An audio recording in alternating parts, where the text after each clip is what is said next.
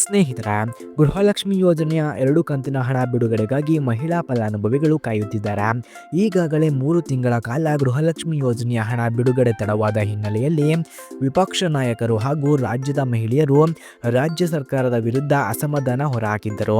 ಇದೀಗ 16 ಕಂತಿನ ಹಣವನ್ನು ಬಿಡುಗಡೆ ಮಾಡಿದ್ದು, ಇನ್ನು ಜನವರಿ ಹಾಗೂ ಫೆಬ್ರವರಿ ತಿಂಗಳ ಗೃಹಲಕ್ಷ್ಮಿ ಹಣ ಬಿಡುಗಡೆ ಕುರಿತು ಮಾಹಿತಿ ಲಭ್ಯವಾಗಿದೆ.